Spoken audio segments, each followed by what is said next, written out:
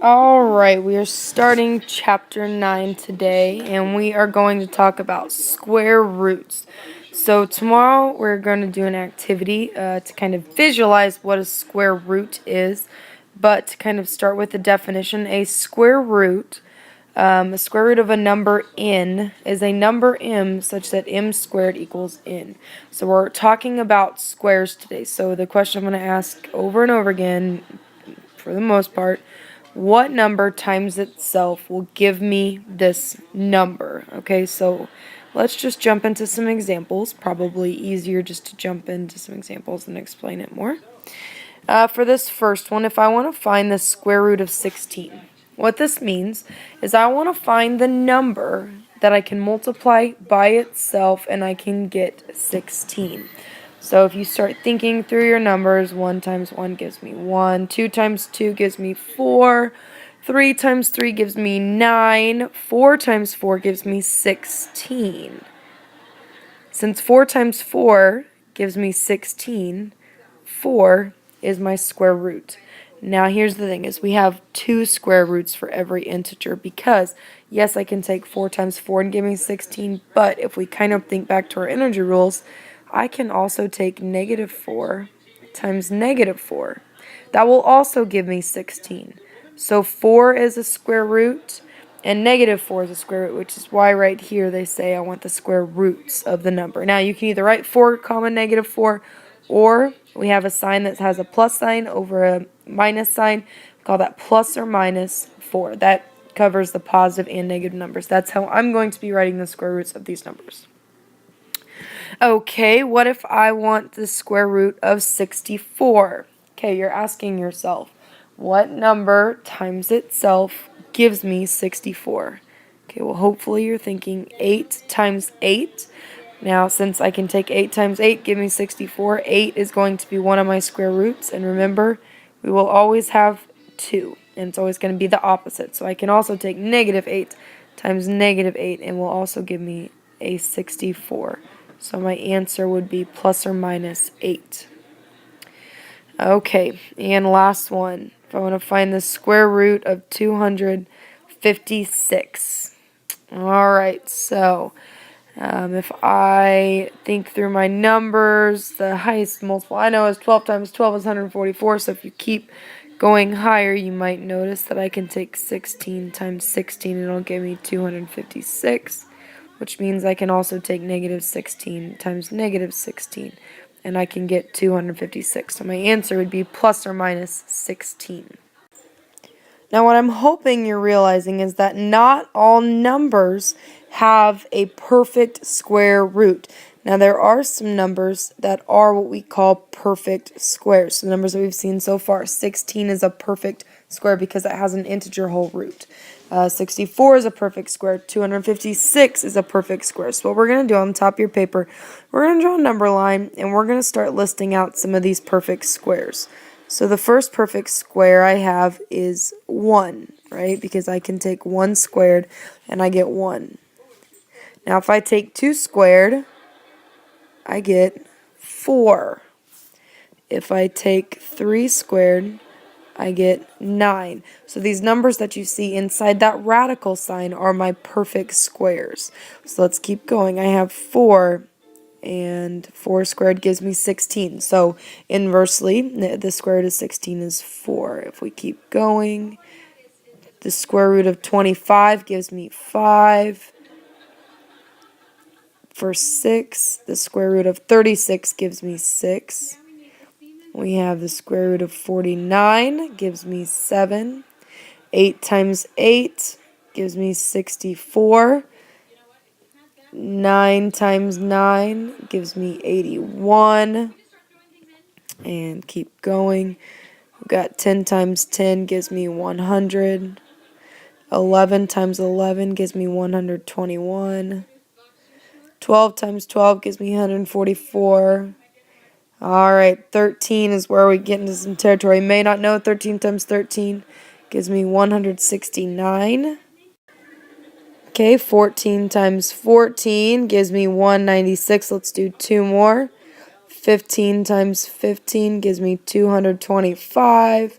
And 16 times 16 gives me 256.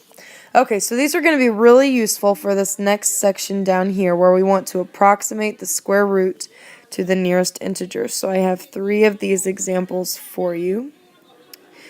Okay, so if I want to approximate 67, the square root of 67 to the nearest integer. Now, if you look up here, 67 is not on my perfect squares. Now, I do know that it is in between these 2 square roots right here. So what that tells me is I'm going to use those 2 square roots to approximate this square root. So what we're going to do, use those perfect squares, and I can say 67 is greater than 64, which this is the perfect square to the left. So 64 is less than 67, and on the right hand side of 67, we're going to write the perfect square that is right to the right of 67. So we're going to write 81 because that was the other perfect square. So 64 is less than 67, which is less than 81. What we're going to do is we're going to take the square root of all of these numbers. This square root here is what I really want, and we're going to estimate. Okay, well, the square root of 64, well, we know that is 8. I don't know what the square root of 67 is, so we're going to leave that the same. And I know that the square root of 81 is 9. So I know the square root of 67 is in between 8 and 9. Now I want to estimate or approximate this to the nearest integer. So what you're going to do is you're going to go back to your initial problem up here, and you're going to choose the perfect square that your number is closest to. So hopefully you see that 67 is a lot closer to 64. So that means when we approximate, we're going to use 8.